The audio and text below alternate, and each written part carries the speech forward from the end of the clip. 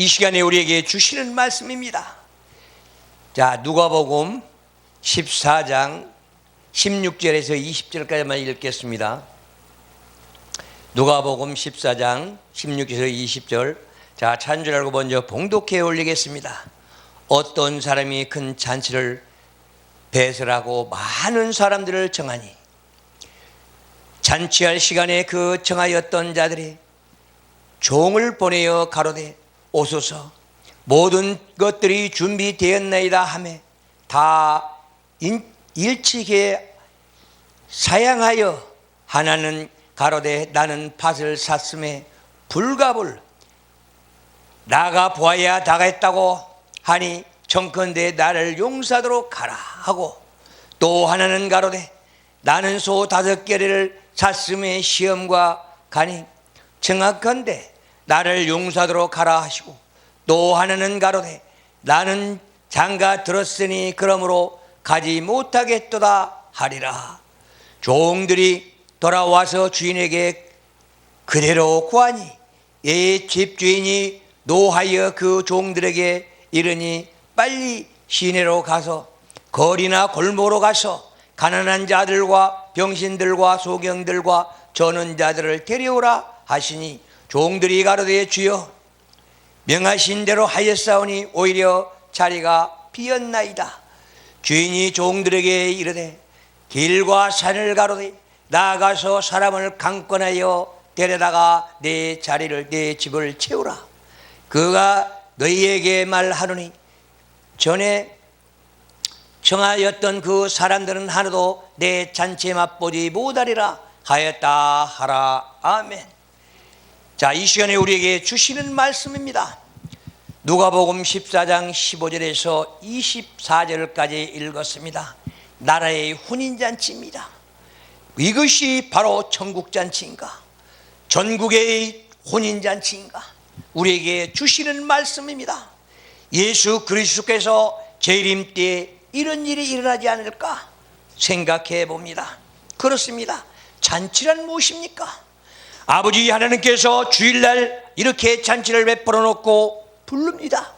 그런데 귀 있는 자들은 듣고 아버지 품으로 올 텐데 귀 있는 자들은 귀가 열려서 듣고 초청을 받고 아버지 품으로 나올 텐데 귀가 어두운 자들은 듣지 못하고 오지를 못한다는 것입니다. 그래서 잔치란 무엇인가? 세상적인 잔치, 오직 혼인잔치에 가면은 음식 먹기 위해서 가기도 하고 사람들 얼굴 보고 가기도 하고 얼굴을 알기 위해서 가기도 합니다. 그러나 하나님께서 잔치를 베풀었을 때는 하나님과 연결하기 위해서 불러주신 것인데 과연 나는 어떤 자리에 어떻게 앉아 있는가 하는 것입니다. 그래서 전국잔치는 그 누구를 초청할 것인가? 아버지 하나님께서는 우리에게 선택된 자들만 초청하고 있습니다. 전국에는 그 누구를 초청하지 않을 것인가? 우리가 14절에서 20절을 보면은 전국에서 초청받지 못한 자를 또 나온다는 것입니다. 그래서 내가 점심이나 저녁이나 베풀겠거든 벗어나서 형제나 친척들이나 부한 이웃들을 청하여 말라 두렵건대 그 사람들이 너희를 도로 청하여 내 그 사람들이 너희를 도로 청하리라. 내게 가품이 될까 하노라. 잔치를 베풀었습니다. 오직 우리는 인생들이 잔치를 베풀고 어떤 자들을 초청할 것인가? 그러면 왜 잔치에 초청자가 뒤바뀌는가 하는 것입니다. 그래서 아버지 하나님께서는 오라 오라 하니까 귀가 어두워서 오지 못하니까 소경들을 데려오라. 또 절뚝발이를 데려와라. 또 가난한 자들을 데려오라 하는 것입니다. 왜 그렇습니까? 우리 자신들이 오직 귀가 열리고 오직 하나님만을 간절히 사모했다면 귀가 열릴 것 아니겠습니까? 그래서 넓게는 이 세상적인 잔치가 있고 국가적인 잔치가 있고 이스라엘 같은 잔치가 있다고 합니다. 종교적인 잔치가 있습니다. 교회가 될 수가 있다는 것입니다. 그래서 물론 성서적으로 보면 하나님의 나라일 수도 있다는 것입니다. 예나 지금에서 그리스도인들이 이 혼인잔치를 모르면 결코 안 된다는 것입니다. 성서를 보십시오. 이 혼인잔치에서 무슨 문제가 있습니까?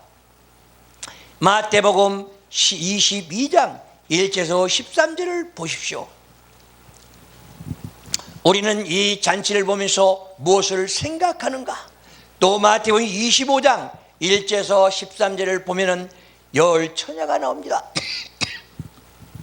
열 처녀, 다섯 처녀는 준비된 자들이요, 다섯 처녀는 준비되지 않는 이런 자들이 있습니다. 과연 그러면 우리는 이 땅에 살아가면서 아버지께 선택받고 아버지 품으로 돌아온 자들이 과연 준비되었는가 안 됐는가, 우리는 내 자신을 점검해 보아야 될 것입니다. 왜 그렇습니까? 우리는 목회자들이 구원하더니 교회만 나오면 이렇게 말합니다. 그러나 다섯 처녀를 보십시오. 등불을 켜지 못하니 바로 지옥으로 가야 된다 아니겠습니까? 그런데 우리는 이런 것을 바라보면서 우리는 생각해 보아야 됩니다. 열 처녀 중에서 다섯 처녀는 등불 준비를 했기 때문에 신랑이 왔을 때 신랑 맞을 준비를 했다는 것입니다. 과연 신랑 맞을 준비가 어떻게 되었는가? 우리는 하나님의 말씀으로 내 영안이 깨어 있어야 되는 것 아니겠습니까? 그러니 준비되지 않는 기름 준비하는 이 다섯 처녀는 어찌 됐습니까?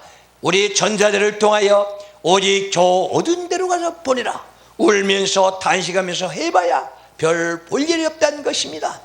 그래서 마태복음 22장 1절에서 13절을 보시오. 12절에서 13절을 보면은 어떤 말이 나옵니까?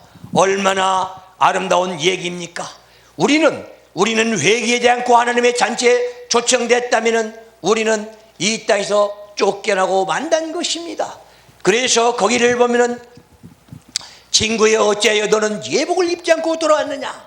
우리는 잔치 자리에 예복을 입지 않고 지저분한 옷을 입고 간다면은 우리는 쫓겨난다는 사실을 우리는 알아야 됩니다. 왜 쫓겨납니까? 예수의 등불을 밝고 밝은 등불을 우리는 보아야 되는데 보지 못했기 때문에, 내가 이 땅에서 유야무야 살다가 보니까 잔치에 참석했지만 이 천사들을 통해서 어두운 데로 쫓겨나고 있습니다. 그래서 임금이 사원들을 통해서 그 수족을 결박하여 어두운 데로 보낸다고 했습니다. 어떻습니까? 나는 등불 준비를 했습니까? 나는 회개하고 주님 품으로 나갈 준비가 되어 있습니까? 나는 하나님의 말씀으로 두루마리를 입었습니까?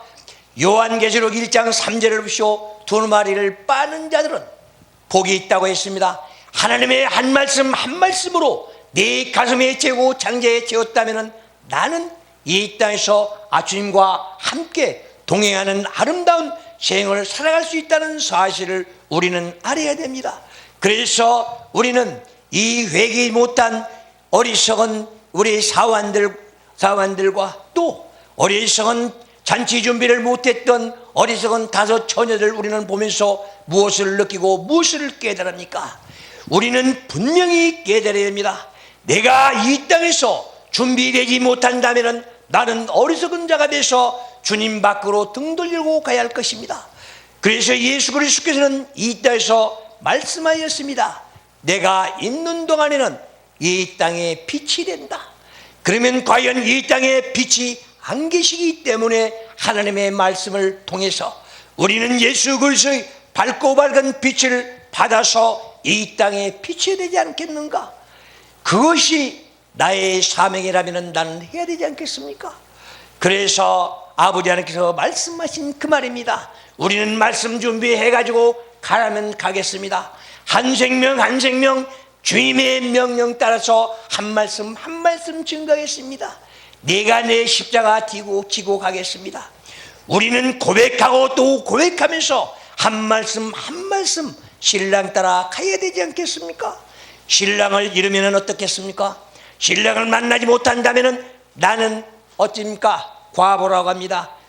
남편 없는 과부가 된다면 어둠에서 한탄하면서 후회하면서 울면서 살아간 것 아니겠습니까? 그래서 나는 언제 어느 어디서고 하나님의 말씀 속에서 살아야 됩니다. 그래서 우리는 이 혼인잔치를 생각해 봅니다. 또 가나안 혼인잔치도 있습니다. 우리 예수 그리스도께서 첫 이 땅에서 기적을 발했을 때에 거기 나타납니다. 그래서 여섯 항아리에 물을 채우랍니다. 물을 채웠다. 순종입니다. 그리고 아구에 채웠다. 하나님의 말씀으로 내가 채워진다면 나는 하나님의 능력도 깨달을 것이요 시험할 것이요 나는 하나님의 능력을 받다면 예수 그리스도는 누구라는 사실을 알지 않겠습니까? 그래서 물이 변해서 포도주가 됐습니다. 그러면 내가 하나님의 말씀으로 이 땅에서 악한 자에게서 선한 자로 바뀌는 것 아니겠습니까? 내가 하나님의 말씀으로 물이 변해서 포도주가 됐듯이 내 자신이 내가 변해서 오직 지옥 백성이 전국 백성으로 간다면 아버지 하나님께서는 얼마나 우리를 사랑하게 주시겠는가. 그래서 우리는 혼인잔치를 생각하면서 오늘 주일날 생각하면서 아침 예배, 점심 11시 예배, 우리 저녁 예배를 통해서 내가 해야 할 일들이 무엇인가를 깨닫고 깨우치고 내가 모든 것들을 이 땅껏 내려놓고 아버지의 말씀으로 변화된다면 전국 백성이 되지 않겠습니까? 그래서 우리는 이 예배가 얼마나 중요한지를 우리는 깨달아야 할 것입니다. 그래서 예수 그리스도께서 말씀하신 것처럼 나는 다 이뤘다 했을 때에 우리는 제사를 우리는 예배로 바꿔놓고 가신 주님을 배우고 익히고 닮아가고 따라가야 되지 않겠습니까? 그래서 우리는 이스라엘 위해서 잔치를 베풀었을 때에 아버지 하나님께서 우리에게 잔치를 베풀었을 때 나는 그 자리에 참석할 것인가? 나는 쫓겨날 것인가? 또 이방인들을 위해서 지금 잔치를 베풀고 있습니다. 어떻습니까? 우리는 이 시간에도 우리 기독교의 아버지 종들이 하나님의 종들이 지금 청와대 앞에 모여서 데모를 하고 있다고 합니다. 그렇다면 우리는 아버지의 뜻이 어디가 있습니까? 우리는 아버지 하나님의 뜻을 따라서 순종하겠다면서 과연 하나님의 뜻을 우리는 구하고 찾았던 것인가 한 것입니다. 그래서 우리의 앞길을 내 앞길을 계획할지라도 아버지께서 인도하신다고 하였는데 과연 우리의 길은 어디가 있습니까? 우리는 천국을 하고 있는 길입니까? 아니면은 음부로 내려가는 길입니까? 그래서 좁은 길을 선택할 것인가? 넓은 길을 선택할 것인가? 세상을 바라보면서 이 땅에 살면서 잔치는 뒤로 하고 내가 내 육신을 위해서 사람들과 모여서 내 육신의 쾌락 낭만을 위해서 살아갈 것인가? 하늘은 우리에게 묻고 있는 것입니다. 그래서 교회와 그리스도인들을 위해서 잔치를 베풀어 놓고 부르는데 오지 않았다. 그리고 딴 데 나가서 살고 있습니다. 오늘 본문에서 말씀하신 것처럼 우리는 소 5개를 샀다. 또 밭을 샀다. 장가 들었다 합니다. 그러면 세상적인 것 아니겠습니까? 과연 우리는 세상적에서 세상적인 일에서 매달려 가지고 이 땅에 살아간다면 아버지 하나님께서는 얼마나 하늘에서 불꽃 같은 눈으로 바라보면서 한심해야 하겠습니까? 우리는 이걸 바라보면서 더욱더 아버지 하나님의 거룩한 뜻을 따라가야 되지 않겠습니까? 왜 우리 모두 다 하나님의 뜻을 따라서 이 땅에 살아가야 된다는 것입니다. 하나님의 아들을 위해서 우리는 잔치를 베풀었을 때에 과연 어떤 잔치입니까? 예수 그리스도의 십자가를 짊어졌을 때에 과연 왜 짊어졌는가 우리는 알아야 할 것입니다. 예수 그리스도께서 십자가에서 왜 피를 흘렸는가? 우리 죄를 담당하기 위해서 나무 십자가, 저주의 십자가를 치고 가셨습니다. 그렇다면 우리는 어떻게 해야 되는가? 오직 주님의 십자가 앞에서 오직 내 입으로 시인해야 되지 않겠습니까? 내가 내 죄를 자복하고 시인했을 때에 예수 그리스도의 보혈의 피로서 내 죄를 씻고 새로운 사람이 돼서 거듭난 생 살아가서 전국 백성으로 살면서 모든 일을 할 것입니다. 그것이 바로 예수 그리스도에 위한 잔치가 아니겠습니까? 그래서 우리는 예수 그리스도의 피 한 방울도 이 땅에 남겨놓고 가신 주님을 배우고 익히고 닮아가고 따라가야 될 것입니다. 이것이 나의 본분이 되어야 할 것입니다. 그래서 하나님의 아들이 이 잔치를 베풀었을 때에 나는 동참자가 되고 주님을 향하여 할렐루야 하면서 찬양하며 가야 될 것입니다. 그러면은 우리는 요한복음 14장 16절을 보십시오. 성령이 스승이 되어 이 땅에 오셨을 때에 예수 그리스도를 믿고 의하며 따라간다면 성령이 내게 임재해서 우리는 내 모든 것을 인도해 줄 것입니다. 그러나 내가 내 자신을 예수께 드리지 않고 예수 그리스도의 피로써 내 죄를 씻지 못한다면 성령은 내게 임하지 않을 것입니다. 우리는 성령 받으니 성령 받으니 아무렇게나 말하면 성령이 내게 임재한 줄 착각하면 안 됩니다. 내 몸을 정결하게 씻고 오직 하나님의 말씀으로 씻고 예수 그리스도의 피로써 내 죄를 회개하고 내 몸을 정결하게 씻어서 성령이 내게 임재했을 때에 나를 인도해 줄 것입니다. 그러면은 전국 백성으로 전국 백성답게 이 땅에 살아간 것 아니겠습니까? 그래서 너는 어떤 잔치에 참석할 것이냐? 전국 잔치냐 세상 잔치냐? 전국 잔치는 어떤 것입니까? 잔치에서 유의할 것이 있으면 어떤 것입니까? 상당한 차이가 있습니다. 세상적인 잔치와 전국 잔치는 뭐가 다르겠습니까? 우리는 생각해 봐야 됩니다. 그래서 세상 잔치를 따라갈 것이냐 전국 잔치를 따라갈 것이냐, 내가 다 이것을 바라보면서 우리는 하나를 생각해 나가면서 해야 할 것입니다. 우리는 12절 13절을 보니까 회개하는 자들은 전사를 또 시켜서 어두운 곳으로 보낼 때에 나는 빠져야 되지 않겠습니까? 어떻습니까? 어둠에 가서 한탄하면서 살아야 됩니까? 아니면은 내가 결박당하지 않고 주님 품으로 가야 되겠습니까? 그래서 나는 택한 자가 되어야 되겠습니까? 나는 청함을 받은 자가 되겠습니까? 오늘 또 이렇게 아름다운 한 말씀을 우리에게 줬는데 우리는 어떤 것을 찾아갈 것인가 한 것입니다. 그러면 오늘 또 우리에게 주시는 이 말씀이 얼마나 귀중한 말씀인가 하는 것입니다. 천국잔치에 참여할 수 있도록 우리는 몸과 마음을 깨끗이 하고 오직 하나님의 한 말씀으로 성장되고 자라지 못한다면 나는 어리석은 자가 돼가지고 제대로 이 땅에 살지 못했다는 것입니다. 오늘은 어떻습니까? 이 한 말씀이 얼마나 귀중하고 복된 말인지 우리는 깨달아야 되지 않겠습니까? 내 안에 평안을 가지십시오. 우리는 하나님의 말씀으로 씻고 내가 내 자신을 모두 다 내려놓는다면 내 안에는 성령이 임재해서 나한테 평안을 주실 것입니다. 그래서 내 안에 평안이 있어야 바로 그것이 천국이란 사실 말입니다. 이 땅에 살았을 때에 주님께서 누가를 통해서 말씀한 것 아니겠습니까? 천국이 여기 있다 저기 있다 하지 말아라. 오직 천국은 네 가슴 안에 있다. 진정으로 우리가 이 땅에 살면서 내 안에 평화가 없다면 천국이 어디 있겠습니까?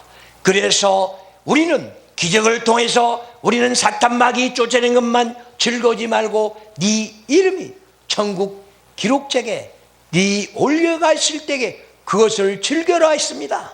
어떻습니까? 나는 천국 백성으로서 하나님 품에 내 생명책에 기록되어 있는가? 행위책에는 어떻게 기록되어 있는가? 기념책에는 나는 어떤 말씀이 기록되어 있는가? 우리는 하나님과 연결하면서 하나님을 계산해 나가시기를 바랍니다.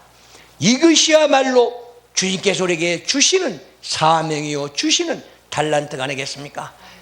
그래서 누구든지 하나님의 말씀대로 하나님과 합하여 우리는 살아간다면 우리는 연구하면서 새로운 생 살아갈 것입니다. 그래서 모든 일들 하나가 다 아버지 뜻을 따라서 살아가는 아름다운 생 되시기를 바랍니다. 그래서 하루하루가 우리는 복된 날이 돼서 주님과 동행하며 행복을 누리며 살아가는 아름다운 생 이 땅에 살다가 주님 품으로 돌아가시기를 바라면서 다 같이 기도하겠습니다.